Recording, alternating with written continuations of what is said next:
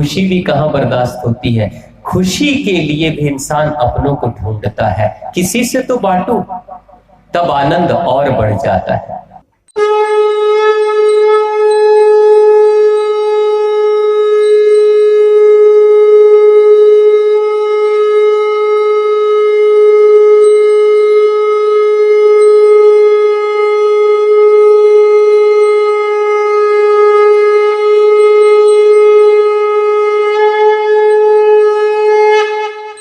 ओम श्री कालिके शुभदेवी सूर्यकूट निवासने रक्षमार्त महामाये विश्वरूपे नमस्तुते।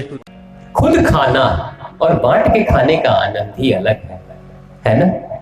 खुद खाने में उतना आनंद नहीं है। आप याद करिए, जिंदगी के कभी किसी मोड़ पे अगर कोई बहुत बड़ी खुशी की घटना घटती है, अगर आपके जिंदगी में कभी कोई खुशी की बात अगर होती है, तो जब इंसान बहुत खुश होता है तो वो अपनों को ढूंढता है।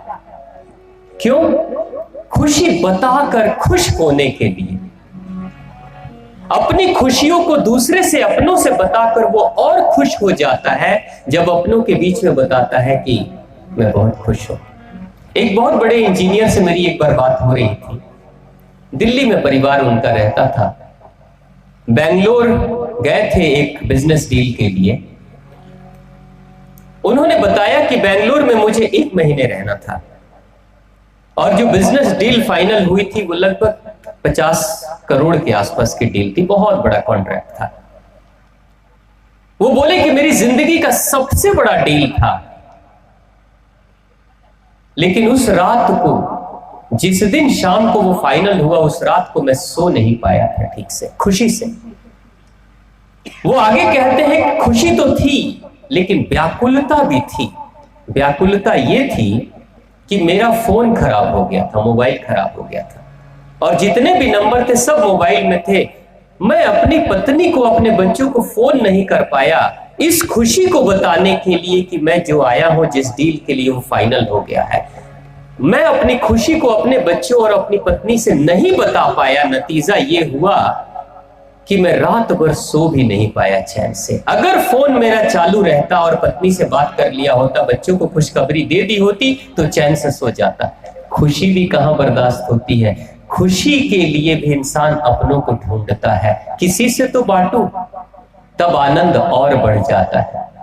आप भी इस कथा के आनंद को, पुण्य और प्रताप को जो अर्जित कर रहे हैं, जब आप दूसरों में बांटेंगे और उनके जीवन में अगर इस कथा से कहीं कुछ भी कोई फूल खिलेगा, कोई कमल खिलेगा, तो उसका पुण्य और प्रताप आपको भी मिलेगा।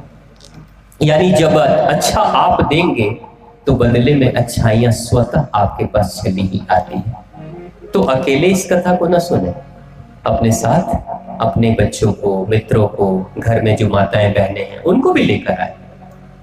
मां का आशीर्वाद मिलेगा अज्ञात रूप में।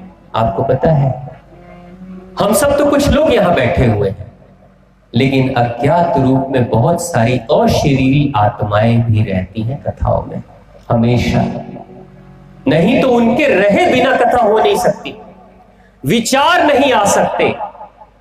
मैं आपको बताऊं, मैं अपनी स्वयं के जीवन की घटनाएं, और 1-2 बार नहीं, हर कथा में इस चीज को मैं महसूस करता हूं। कथा से पहले कई बार जो हमारे संगीत के साधक हैं, बातचीत होती है, तो आप लोग भी पूछते हैं कि आप आज का प्रसंग क्या होगा। मैं पहले बताता था आज का प्रसंग ये होगा, कथा का प्रसंग ये होगा, लेकिन कुछ समय के बाद मैंने बताना छोड़ दिया प्रसंग क्या होगा, क्योंकि निर्णय मेरा थोड़ी होता है। ये तो वो अशरीरी आत्माएं होती हैं, वो आराध्य, वो इष्ट, वो भगवान होते हैं, जो वो कहलवाना चाहते हैं वो कहलवा देते। प्रसंग तो उनका होता है। मैं तो लाउड स्पीकर की तरह हूं, जो आएगा पीछे से मैं बोलते चला जाऊंगा। तो इसलिए कोई रेडीमेड प्रसंग है ही नहीं, जो भी है वो सब देने वाले। और जो श्रोता है, जो उनके अंदर की इच्छा होती वैसा ही वक्ता को बोलना पड़ता है। ये भी एक स्थिति होती। कई बार कथाओं में, अभी कुछ दिन पहले माता रानी के स्थान पे कथा हो रही थी। मां की उस कथा में 9 दिवसीय कथा थी। कथा के दौरान, कथा के अंत में कुछ भाई बहन ऐसे मिले जिन्होंने कहा कि मेरे मन में बहुत सारे सवाल थे, बहुत सारे कंफ्यूजन थे, लेकिन वो कथा के दौरान सारे मिट गए, जबकि उन्होंने पूछा नहीं कुछ भी, कोई सवाल अपना पूछा नहीं। अपने आप उनके सवाल के जवाब कैसे मिल गए? इसलिए क्योंकि सवाल जब उठता है तो भाव रूपी सवाल जब उठता है तो चारों तरफ फैल जाता है। जो अशरीरी आत्माएं, देवता गण यहां पे बैठे होते हैं, वो क्या करते हैं कि अक्सर वक्ता के मन में विचार डाल देते हैं, इस विषय पे बोलो।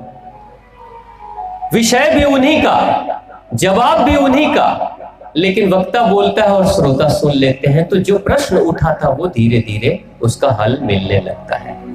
तो ये बड़ा एक अद्भुत दृश्य आता है यहाँ पे, अद्भुत घटनाएं घटती हैं अदृश्य रूप में, जिसको कोई देख नहीं सकता, समझ नहीं सकता।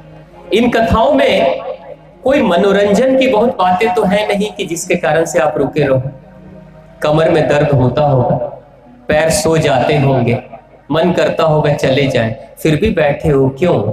क्योंकि बहुत और शक्तियां हैं जो आपको बैठा रखी है, उठने नहीं दे रही, बैठो। और रोज बुला लाती है, काम तो आपके पास भी है, लेकिन रोज वो शक्तियां बुलाती हैं। ये दिव्य स्थान है, ये धरती ऐसी है जो जागृत अवस्था में है।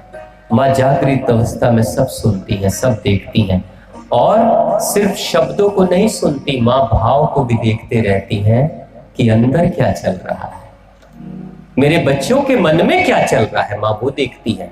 निश्चित तौर से मन में, हम सब के मन में भाव बड़े शुद्ध और शुभ होंगे, उसी के नतीजे में ये कथा भी बेहतर और सुचारू रूप से चल रही है। ये माँ का ही आशीर्वाद है। वो कहते हैं राम की इच्छा के बिना पत्ता भी नहीं हिल सकता, बिल्कुल सही है, सत्य घटना है।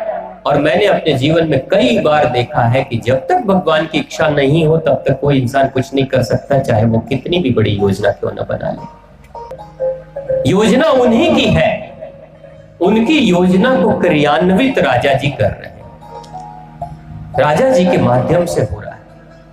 और जो प्रेरणा मां ने दिया है, राजा जी ने जिसे क्रियान्वित कर रहे हैं, उसका प्रसाद हम सभी को मिल रहा है। लेकिन इस प्रसाद को औरों के साथ भी बांटे तो ज्यादा आनंद आएगा। बोलिए कुलकुला वाली मैया की जय, मेधा ऋषि की जय, सभी देवी देवताओं की जय, और आप सभी भक्तजनों की जय।